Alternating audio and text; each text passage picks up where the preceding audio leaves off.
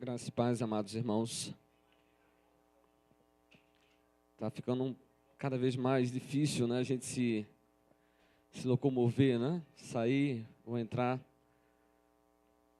nos locais, né? Em alguns locais estratégicos onde os irmãos estão sentados, porque a gente forçosamente, né, teve que colocar mais 4 bancos, isso reduziu um pouco os espaços, mas Deus está trabalhando, né? Deus está nos movendo para daqui a alguns dias, eu creio, pela fé, nós temos um templo maior, para termos melhor comodidade, termos mais espaço, podermos abrigar mais pessoas e podermos transitar, né, com mais facilidade.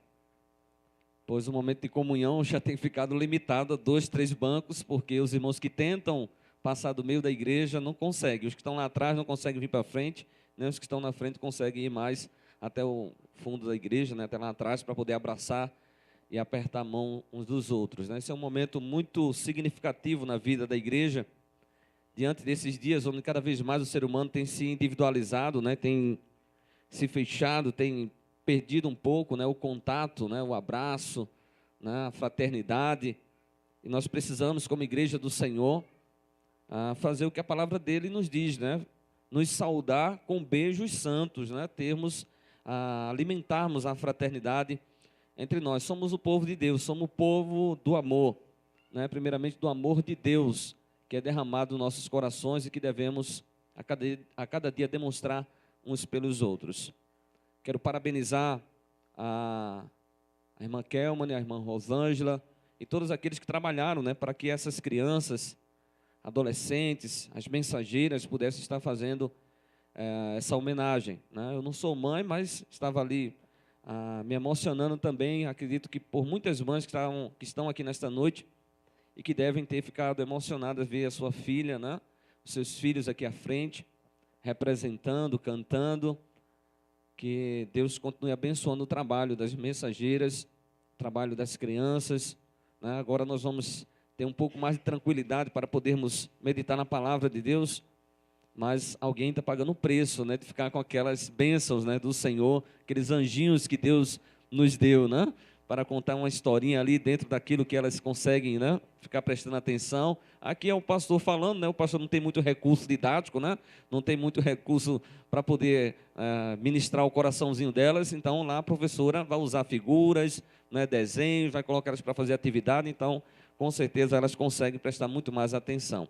Mas eu tenho certeza que elas já foram abençoadas na primeira parte desse culto, né? Onde nós aqui prestamos a Deus nossos louvores, as nossas gratidões, as nossas ofertas, mediante a bênção do Senhor, porque ninguém aqui é convidado, né, a trazer oferta à casa do Senhor, sem primeiramente ser abençoado por Deus. Nós só ofertamos para Deus porque Deus nos dá primeiro, né? Nós só devolvemos a Deus parte daquilo que Ele, né, nos dá, né, por conta das muitas bênçãos que Ele tem derramado sobre as nossas vidas. E é como a irmã dirigente aqui disse, ninguém deve fazer isso por obrigação, mas sim por gratidão, por reconhecimento das bênçãos de Deus sobre a sua vida.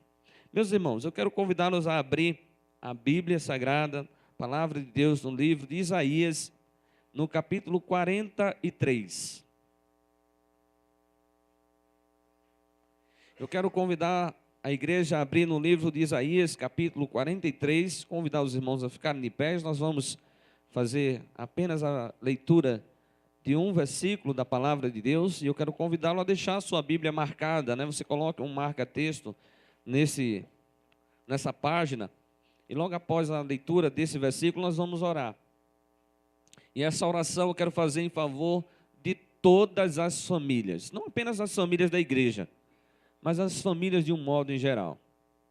Porque a mensagem que eu quero trazer nesta noite para a edificação das nossas vidas é a salvação para a família.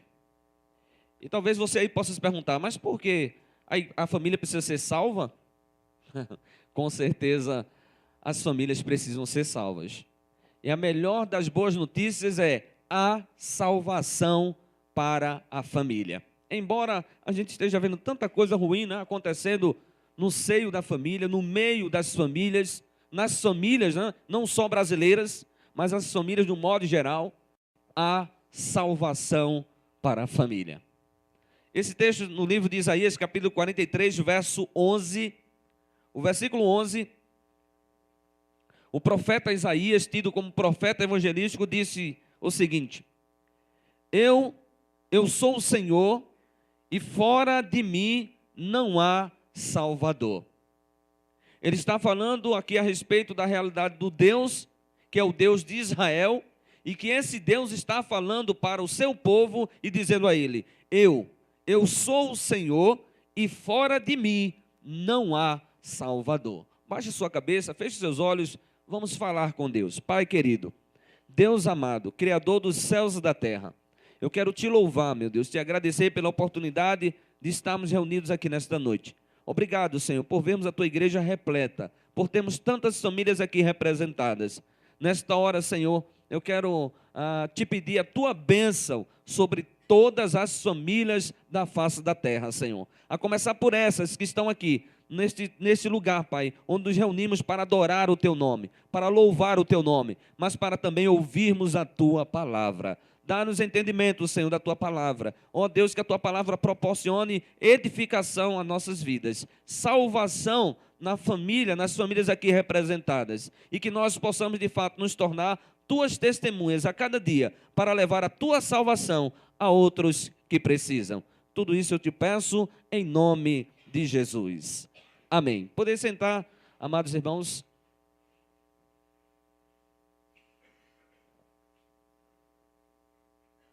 A salvação para a família. Precisa, porventura, a família hoje em dia de salvação? Eu já tenho mais de 40 anos e já não é de hoje que eu tenho visto e ouvido e sei que de fato as famílias precisam de salvação. A minha própria família, há mais de 20 anos atrás, estava numa situação tão degradante, tão difícil, tão desesperadora, que eu mesmo pensei até em tirar minha própria vida. Talvez, possivelmente minha mãe, talvez em algum momento a minha irmã, meu pai, diante do sofrimento do qual nós passávamos. E era sofrimento não só por conta das necessidades materiais. Eram sofrimentos decorrentes muitas vezes de enfermidades, muitas vezes de desentendimento no nosso lar. E isso levava a gente a uma situação desesperadora. Mas assim como a nossa família, eu conhecia outras famílias também. Famílias que não sofriam com problemas financeiros como nós sofríamos. Que não tinham problemas de não ter uma casa própria. Mas ainda assim eram lares desestruturados. Eram lares onde os filhos estavam desesperados, onde os pais estavam desesperados também. Porque as problemáticas das famílias, os inimigos das famílias, os desafios das famílias são muitos. São os mais diversos. Eu vou citar aqui apenas alguns e trazer alguns dados para rapidamente nos dar um panorama, né, das problemáticas da família, que eu creio que a maioria daqui sabe e possivelmente muitos aqui vivem essas problemáticas. Mas a ênfase dessa mensagem não está em destacar como as famílias sofrem, que tipo de problemas elas sofrem, mas para destacar que há salvação em Deus para a família, que há salvação de Deus providenciada por Ele para todas as famílias da face da terra. Há problemas, irmãos, como o do individualismo, há problemas de falta de tempo, né? E isso é muito mais forte aqui. Talvez o nosso irmão Humberto e a sua esposa não percebam tanto, estão há poucos dias aqui conosco, mas para mim e minha família que estamos aqui, viemos de Pernambuco para cá, e já faz mais de 1 ano e 6 meses que estamos aqui, sentimos como é dramática essa situação, muitas vezes de parecer que falta tempo para a gente dedicar à família, aos filhos, de nos voltarmos para, né, a esposa se voltar para o marido se voltar para a esposa, os pais se voltar para os filhos ter tempo para os seus pais, porque nós trabalhamos muito aqui nessa região, né? Na região sudeste, particularmente aqui em São Paulo, né, se trabalha muito, muitos têm 2 empregos, muitas vezes, né, o trabalho suga muito do nosso tempo, e parece que daquelas 24 horas que nós temos no dia, não é suficiente para muitas vezes dedicarmos tempos à família, os pais dedicar tempo aos filhos, e muitas vezes os filhos ficam jogados de qualquer jeito em casa. Há outras problemáticas como o apelo à sexualidade irresponsável, Como a sociedade tem pregado, né? Solte a franga, né? O frango, o passarinho, né? Libere geral. Pode tudo. Nada mais é errado, não há mais limite, né, para a sexualidade. Se pode ensinar a respeito disso em todo lugar. Há problemas como o desrespeito, maridos que não respeitam a sua esposa, esquecem, né, da palavra de Deus. Isso para aqueles que já têm contato com a Bíblia, né, com a palavra de Deus, com o ensino de Deus, que diz, olha, marido, honre, né, a sua esposa, trate-a como um vaso mais frágil. Esposa, respeite o seu marido. Filhos, honre os seus pais. O que é isso que a palavra de Deus está dizendo? Se não obedecer aos pais, respeitá-los, honrar os pais, é respeitá-los. Quantas crianças gritam no rosto dos seus pais? Quantas vezes a mãe dá uma ordem, diz, olha, eu vou chamar seu pai, viu? E precisava a mãe ter que, né, usar o recurso de dizer que vai chamar o pai para que a criança possa lhe obedecer? Bastava a criança ouvir a mãe dar uma ordem e ela prontamente deveria obedecê-la. Quantas crianças estão agora, né, sendo instrumento, né, de violência, estão proporcionando violência no ambiente escolar? Quantos professores e professoras estão, né, fazendo tratamento psicológico, né, porque não conseguem mais dar aula diante de crianças, né, que se tornaram verdadeiros delinquentes, ameaçadores, representam perigo para aqueles que deveriam em tudo ser honrados e valorizados. Há problemas da falta de diálogo. Maridos ficam calados de um lado, mulheres do outro. Filhos se socam, né? Se fecham, se trancam dentro dos seus quartos e ficam ali com seus computadores, né? Com seu computador particular, né? Com seu celular que é conectado 24 horas. Alguns já não mais dormem, né? Porque eles botam o celular na cabeceira ali, e em qualquer vibração ali do celular, eu digo, meu Deus, esse povo fica ligado 24 horas mesmo, Senhor? Porque eu já tive a experiência de ouvir pelas altas madrugadas. Eu digo, não é possível. Deixa eu olhar o horário mesmo. 3 e pouca da madrugada, o infeliz do celular estava apitando, dizendo que chegou mensagem. Pelo amor de Deus. Agora, muitas vezes em casa, quando acorda, né? O pai já não está em casa, a mãe já não está em casa. Quando chega, muitas vezes, a criança não está em casa, o adolescente não está em casa. Quando vem chegar, é alta madrugada e continua na alta madrugada conectado lá no celular. Ou então vai para o seu computador particular. E os pais lá, muitas vezes, né, com a cara na televisão, né, porque aí chegou estressado do trabalho, cansado, também não tem tempo para conversar com os filhos. E aí tenta se interter lá, né, com a televisão. A falta de diálogo, cada vez mais os homens vão se isolando, cada vez mais as mulheres vão se isolando, cada vez mais os pais e os filhos vão se isolando. Crise financeira. Além da crise financeira, a violência doméstica, falta de limites. Irmãos, como é grande a lista de problemáticas que hoje tem afetado as famílias. Dos desafios, como são grandes os inimigos que têm afrontado as famílias de um modo geral. Seja qual for o motivo, muitas vezes, um outro fator que tem levado famílias a se desestruturar é o divórcio. Segundo pesquisa do IBGE, entre 2010 e 2011, houve um acréscimo de mais de 45% nos divórcios. Como é fácil hoje assumir um compromisso, né? E lá na frente se desfaz. Como tem exemplos, né? Como tem maus exemplos aí. Nós conhecemos muitas vezes de pessoas que casaram e se descasaram, casaram e se descasaram, parece que virou brincadeira. Aquilo que, né, aqueles votos, né, e aquilo que Deus uniu, não separe o homem, né, que vocês estão unidos até que a morte os separe, isso tem que ser cortado de muitos sermões, daqueles que se casam, né, na igreja, seja por parte de um padre, ou de um pastor, ou mesmo, né, de um oficial da vara de família. Ele talvez não possa mais usar essa frase, não possa mais usar esse voto, porque muitos já encaram, né, um casamento dizendo assim, mas se não der certo eu separo, eu me divorcio. Mas o casamento não é para ser encarado dessa forma. Segundo o IBGE, 75% das famílias brasileiras estão envolvidas com algum tipo de endividamento. Você tem ideia das problemáticas que traz, das dores de cabeça que trazem os endividamentos? Pastor, como é que a gente não vai se endividar? Se nós vivemos, né, numa sociedade capitalista, se nós vivemos numa sociedade onde venha ser feliz aqui, naquela loja que você sabe mesmo, que está fazendo comercial. Venha ser feliz, né, aqui e tal. Aí você vai lá e entra na dívida e depois está com a cabeça doendo. Porque quando você recebe o contra-cheque, de repente veio aquele desconto que você não contava. Vem de repente uma surpresa ao longo do mês, né, que tira parte dos seus recursos, dos quais eram boa parte direcionada até para as prestações, para os endividamentos que você fez. E quantas vezes a gente tem necessidade, né, de realmente ir comprando, daqui a pouco não tem mais limite, não tem medida.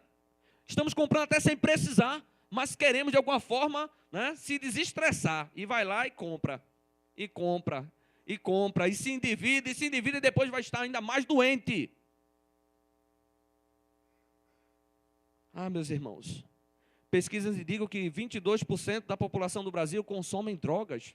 22% só. Há algumas pesquisas que, como as pesquisas são, né, limitadas, são por amostragem. Algumas pesquisas que já foram feitas dizem que 22% da população de mais de 190 milhões de brasileiros consomem drogas. Que tipo de drogas? Maconha? Mas o Congresso está aí trabalhando, né? Alguns deputados, né, estão aí trabalhando para legalizar a maconha, liberar geral. Vamos liberar a maconha. A coisa está boa no Brasil demais, então vamos liberar a maconha. Há outros não. Aí tem há um grande debate, né? Que se liberar, aí não vai haver tanta problemática com relação às mortes. Você sabia que mais de 80%, né, das mortes que acontecem no Brasil, 80% dos crimes urbanos tem alguma relação com as drogas? 80% dos crimes no Brasil tem alguma relação com drogas. Tem o álcool, tem o crack que está devastando, né, os nossos jovens. Você sabia que 49% das escolas estaduais têm problemas com consumo ou tráfico de drogas? Um dia desse eu estive na escola do meu filho e a professora estava ali dizendo: olha, pais, peça para os seus filhos, quando chegarem na escola, a entrarem na escola. Porque ficam uns outros garotos aí, uns garotos não, irmãos, uns marmanjos. Uns de menor que chamam, né? Uns de menor que para mim, olhando para ele assim, é um homem, irmãos. O porte assim, eu não tenho coragem de enfrentar uns de menor daquele. E não é porque eu sou frouxo não, viu? Não é porque eu sou um molenga não, um covarde não. É porque eu sei, peraí, ali eu já lutei karatê, mas só até a faixa branca, não dá nem para ganhar esse cara no grito. Que ai, né? Não dá para espantar esse cara nem com um grito. Tem que chamar, aqui é o pessoal aqui da Guarda Municipal, tem que chamar, né, a polícia, para poder averiguar, né, o que é que vocês estão fazendo aqui. Porque vocês estão assediando aqui essas crianças, o que é que vocês querem aqui? O que é um bando de jovens, irmãos? Não tem mais o que fazer para ficar, né, perambulando ali nas imediações da escola, na porta da escola? Eu não vi, irmãos. Eu ainda não vi, porque eu não tirei um dia ainda para poder ir lá e ficar observando de longe, fazendo minha própria investigação, para saber o que é que aqueles camaradas estão realmente fazendo ali, se estão tentando assediar os nossos filhos, né, para de alguma forma se aproveitar deles, ou se estão oferecendo drogas. E não se surpreendam, porque pode ter alunos adentrando a escola com drogas. São muitas, irmãos, as problemáticas da família. O texto que Isaías escreveu aqui está mais de 700 anos atrás, antes de Jesus Cristo vir. E o profeta Isaías é um profeta tido como profeta evangelístico. O livro do profeta Isaías fala a respeito do Messias, da chegada daquele que se constituiria na salvação de toda a humanidade, de todas as pessoas. Diante desses dados aqui, irmãos, diante de todas as outras reportagens que nós vemos, que nós ouvimos, não dá para termos certeza que a família precisa de salvação? Eu vi uma reportagem essa semana a respeito dos moradores de rua. Como é triste nós, né, vermos certas reportagens. E eu dizer, meu Deus, eu estou aqui nesse colchão aqui, fofinho, né, debaixo desses 3 cobertores aqui, Só não estou batendo os dentes aqui, porque eu estou aqui com esses 3 cobertores aqui, né, do lado da minha esposa amada, meus filhos estão ali também, tranquilos, né, bem aquecidos. Mas quantas crianças, quantos adultos, né, quantos homens e mulheres estão agora, né, morrendo, sofrendo, debaixo dos viadutos, debaixo das marquises. Eu digo, meu Deus, esse povo precisa de salvação. Talvez eles mesmos não se deem conta disso. O sofrimento é tanto, a amargura é tanta, a tristeza é tanta, que eles já não mais acreditam que possa haver salvação. Há muitas pessoas que chegam na igreja e não acreditam que há mais salvação para elas. Elas vieram talvez para a igreja por conta de um apelo de algum amigo, de algum familiar, dizendo, olha, vamos à igreja. Vamos à igreja porque lá na igreja tem a palavra de Deus. E a palavra de Deus tem poder para transformar a tua vida. Tem poder para salvar a tua vida. Para salvar não só a tua vida, mas também a de toda a tua casa. A semana passada nós falamos aqui sobre algumas verdades a respeito desse projeto de Deus sobre a família. E dizíamos que quando Deus instituiu a família, criou essa família para que ela pudesse viver em paz, para que ela pudesse ter alegria, para que ela pudesse ter felicidade, para que ela pudesse desfrutar de salvação, de uma salvação que era completa, uma salvação plena, que uma vez salvo, nada poderia nos abalar, nem nos fazer temer. Mas me diga uma coisa, quem é que de nós não tememos algum mal? Não temos medo, né, quando nossos filhos saem de casa, né, e querem ir para certos lazeres, querem fazer certos passeios. Quem é o pai ou a mãe que não se preocupa, principalmente as mães, né? Quantas mães dormem sem antes o seu filho chegar em casa? Quantos filhos se aborrecem com as suas mães quando a mãe estabelece os limites e dizem, olha, eu quero você em casa a tal hora. Ah, a senhora está muito careta. A senhora está no século passado. Nós estamos vivendo um novo século, século 21. As minhas amigas podem ficar até a hora que elas quiserem na rua. E algumas ficam até o dia amanhecer mesmo. Mas algumas, como aquela jovem que parou aqui na frente da igreja na quarta-feira passada, sendo agarrada por um sem vergonha, né, que a estava entorpecendo com lança-perfume. Uma moça que aos meus olhos não passava dos 17 anos. Era uma jovem de menor, bonita, né, pele clara, pelo porte, pela condição que ela apresentava. Talvez não fosse filha de um pobre qualquer. Mas estava na rua, tinha vindo de uma grande festa aqui nessa cidade. E estava, infelizmente, com a má companhia. Para mim, aquele jovem é um amigo coveiro. Aquele jovem talvez seja o estrupador dela, né, num futuro bem próximo, se não aconteceu naquela mesma noite. Porque se ele estava entorpecendo, não estava entorpecendo com a melhor das boas intenções. Quem conhece a natureza do homem, né, sabe do que ele é capaz quando ele, né, vê uma presa. Quem é que pode salvar aquela moça?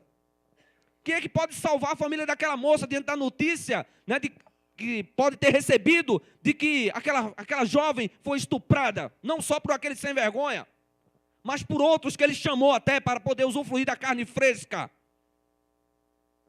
Quem é que pode salvar essa família diante do desespero de ver aquela jovem linda, né, aquela criança que para os olhos da mãe, né, sempre vai ser uma criança?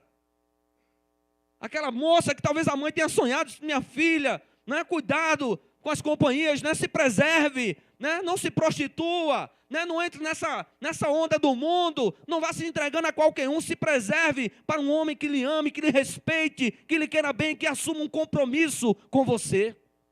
E agora a mãe ouviu uma notícia dessa, né, de repente ter que ir no IML, ou ter que ir no hospital, ou ter que ir numa delegacia, porque a jovem foi estuprada ou violentada, ou porque está em coma alcoólico, né? Quantos adolescentes estão aí sendo instigados por outros colegas, né? A dizer, vai fulano, bebe aí, é da hora, é uma viagem.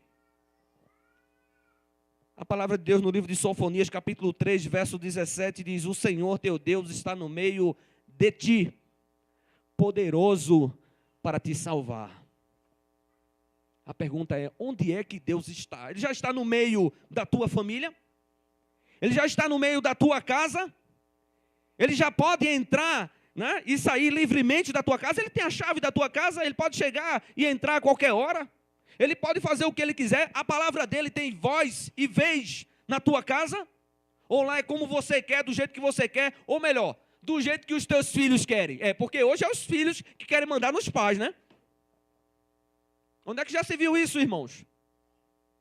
Onde é que os filhos têm experiência suficiente? Eu sei que tem muita gente defendendo aí. Não, mas nós temos que dar vez e voz às nossas crianças.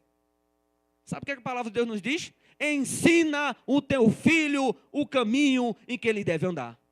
É você, papai. É você, mamãe, que não tem tempo, que talvez esteja também sendo tentada a se individualizar. Né? Você também ficar lá só no seu celular, né, de última geração. A ficar lá no seu computador, não ter tempo, né, de se voltar para os seus filhos e dizer, vem cá, filho, senta aqui. O que é que você anda fazendo por aí? Com quem você anda?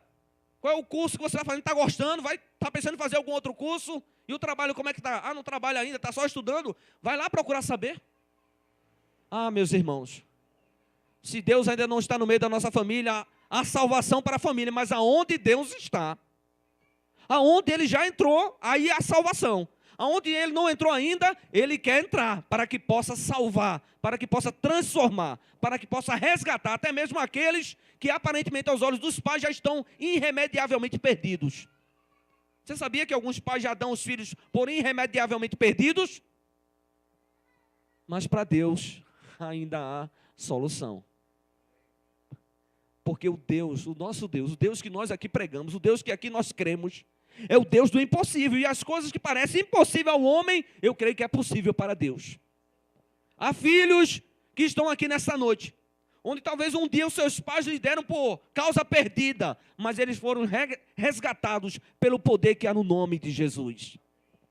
Porque deixaram Jesus entrar na sua vida. No livro de Salmos, capítulo 37, verso 39, a palavra de Deus diz assim: a salvação dos justos vem do Senhor. Ele é sua fortaleza no tempo da angústia. Ah, como tem mãe angustiada nesses últimos dias. E aí eu falo de mães que estão dentro da igreja e de mães que estão fora da igreja. As mães, de um modo geral, que nesse dia, né? Nós vemos aí até os comerciantes reclamando, né? Esse ano o faturamento vai ser 4% menor comparado ao do ano passado. Mas a gente só vê os filhos, né? Passando com sacolas e mais sacolas, né? Os pais, né? Muitas vezes, né? Que os maridão vão lá e vem cá, filhote, vai dar um presente à tua mãe. Ou então os filhos ficam no pé do papai, né? Ô pai, me dê um dinheiro aí para eu, né, dar um presente para a mamãe. E ainda assim os comerciantes, né, estão reclamando aí, dizendo que não foi tão produtivo assim, né? Mas e para as mães, irmãos, que estão angustiadas, talvez com a desobediência, né, frequente daqueles filhos, daquelas filhas, do desrespeito. O que você acha que esse teu presente vai representar para a tua mãe nesse dia? Particularmente só neste dia, segundo domingo de maio. Você quer que eu pergunte à sua mãe aqui nesta noite o que ela mais espera de você, além desse presente que você possa ter dado a ela? Pode ter sido um simples beijo. Mas você já pensou o filho que entrega um presente e não dá nem um beijo na sua mãe? Ah, talvez como essa mãe deve estar, né, carente, né, de um abraço, né, e do beijo, né, de um filho querido. Você já experimentou botar sua mãe no colo? Talvez ela esteja muito carente de colo. Talvez as lágrimas da sua mãe aqui nessa noite sejam lágrimas de uma mulher extremamente carente de carinho. Talvez ela mesma já não consiga mais lhe dar carinho, porque ela está muito carente também. Como é que ela vai poder dar de algo que, né, tenha se esgotado nela? Você já parou para pensar nisso? Você não percebe que, né, o mundo de alguma forma faz de nós negócio? Onde as pessoas são levadas a muitas vezes gastar mesmo sem ter, né, para de alguma forma querer agradar a sua mãe, enquanto que na verdade aquilo não vai conseguir agradar a sua mãe. Não é isso que primeiramente ela espera de nós como filhos. A minha não pode mais receber mais nenhum presente de mim. Nenhum presente de um beijo, de um abraço, de um carinho. Porque Deus já aguardou há mais de 10 anos. E como é difícil para mim, ano após ano, passar esse dia das mães. Mas ao mesmo tempo eu ali me emocionava vendo algumas irmãs aqui da igreja. Bom seria que todas as mães pudessem estar aqui, né? Mas ali elas estão representando, né? Eu entendo. Todas as mães da igreja, né? Você, mamãe, que não apareceu ali, né? Atente para o que a irmã falou, né? Eu sei que algumas não mexem com informática, mas peça para o seu filho, para o seu neto, né? Para o seu bisneto, colocar lá a sua foto. eu entregar a sua foto aqui para a gente guardar, né, e nesses momentos poder também, né, projetar ali a sua imagem.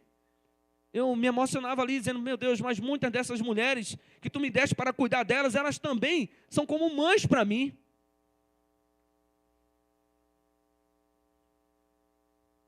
O próprio Isaías, no capítulo 12, versículo 2, ele disse, certamente Deus é a minha salvação.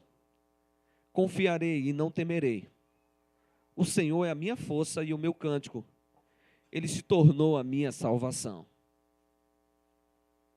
Eu creio que só há salvação em Deus para a família. Eu tenho plena certeza que se minha família hoje não estivesse nos pés do Senhor, eu não poderia cantar a música que foi cantada aqui no início. A minha família é bênção do Senhor. Eu tenho certeza que eu não estaria mais com a minha mulher, embora ela ainda aparente ser bem jovem, bonita, mas eu já poderia ser tentado, né? Já poderia não, eu fui muitas vezes tentado a deixá-la e olhar para outras. E talvez aventurar uma vida de tentar encontrar outra mulher. Ou de manter a matriz e arrumar um monte de filiais. Porque isso tem se tornado muito comum. Ou, né, deixá-la em casa com todas as responsabilidades e eu sair para curtir, né, a vida. Deixar a vida me levar, que a vida me leve e eu vou embora. Vou deixar ele embora, curtir. Mas eu, como homem de Deus, temente a Deus, que amo a minha família e que oro e peço dia após dia, Senhor, ensina-me a amar a minha família, a tratar bem minha família, a cuidar bem da minha esposa, dos meus filhos. E eu só faço isso porque eu creio que o Espírito de Deus é quem me impulsiona a fazer isso e a valorizar cada dia mais a minha família. Porque eu entendo que é através da minha família também que nós podemos abençoar muitas outras famílias para a glória de Deus. O profeta diz que Deus falou para o seu povo, eu vou levantar alguém que poderá salvar vocês, ó Israel. Vocês me desobedeceram, vocês foram castigados por mim, eu permiti que os inimigos viessem sobre vocês, que eles os escravizassem, que eles os humilhassem. Mas eu quero dizer a vocês que eu vou levantar alguém que vai receber a minha orientação, que vai se sacrificar por vocês, porque os pecados de vocês merecem castigo, merecem punição, mas ele vai se colocar no lugar de vocês e sofrerá punição no lugar de vocês. Por isso que o próprio Isaías diz no capítulo 53, o castigo que nos traz a paz estava sobre ele, sobre Jesus, e é por isso que nós temos essa mesa, onde aqui temos o pão e temos o vinho, para representar o sacrifício daquele que foi moído por causa das nossas transgressões, sofreu a humilhação, né? Sofreu o escárnio, a zombaria, que éramos cada um de nós que merecíamos, porque não queríamos saber do amor de Deus, porque rejeitamos a orientação de Deus. Como as famílias precisam de Deus, irmãos. Irmãos, como as pessoas precisam chamar Deus para fazer parte da sua casa. E como diz um cântico de um outro cantor evangélico que diz, Senhor, entra na minha casa, entra na minha vida. Tem muitas estruturas, né? A estrutura familiar precisa ser mexida, irmãos. Precisa ser renovada. Muitas famílias, né, que os pilares de sustentação desta casa estão danificados, alguns estão ruindo. Algumas casas estão a ponto de desabarem sobre a cabeça dos seus, né, do marido, da esposa, né, dos filhos. Só Deus, irmãos. Só Deus é quem pode, né, é que é uma coluna forte. Só Deus é quem pode sustentar essa família. Só Deus é quem pode sustentar as nossas famílias. O profeta Isaías, ele vai dizer, no capítulo 43, versículo 3, porque eu, Senhor, teu Deus, o Santo de Israel, eu sou o teu Salvador. Meus irmãos, eu sei que mesmo como cristãos, nós, vez por outra, nós nos encontramos em perigos. Você acha que o O traficante só vai assediar o filho dos outros, ele assedia os nossos filhos também. Você acha que os pedófilos só vão olhar para o filho dos outros? Eu tenho certeza que os pedófilos têm olhado até para os nossos filhos, mas eu tenho certeza de uma coisa também. Deus dá ordem aos seus anjos para nos guardar por amor ao seu nome. Eu tenho certeza, irmãos, mas nós precisamos atentar para o que a palavra de Deus diz, para a gente ser vigilante.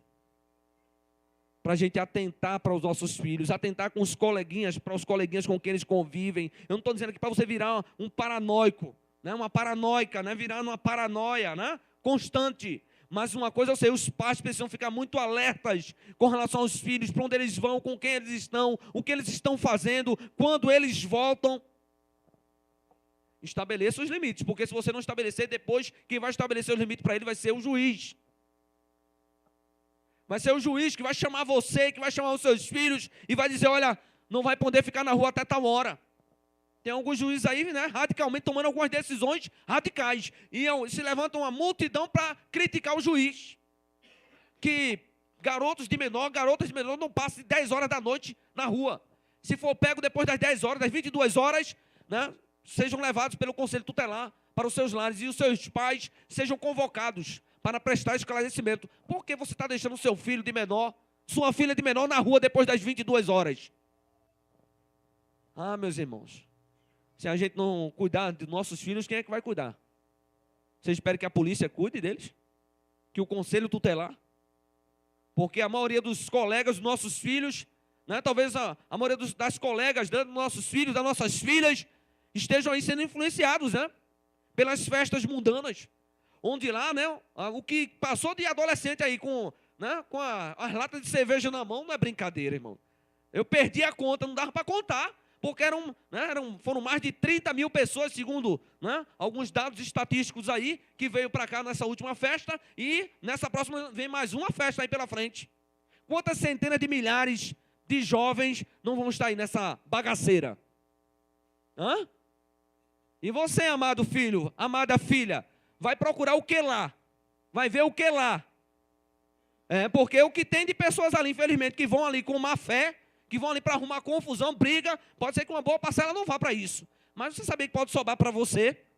E se você for debaixo da desobediência, você espera prosperar? Você espera que tudo dê certo, dê bem para você?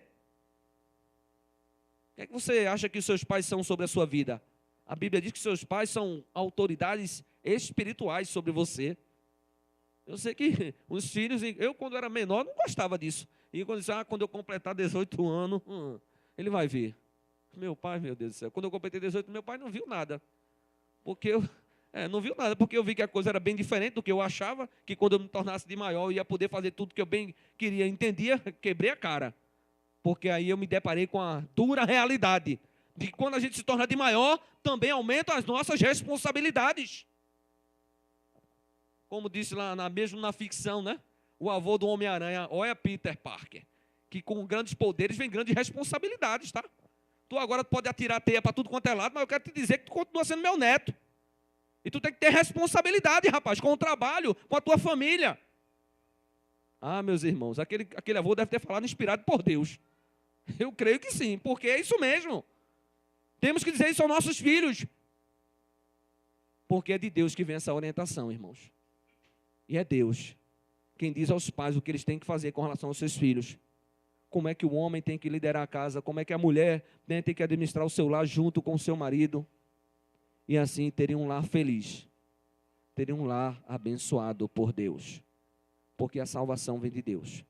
Só Ele pode salvar, pode transformar os lares que hoje estão desesperados em lares de vida, de alegria, de paz e de felicidade. Que Deus nos abençoe.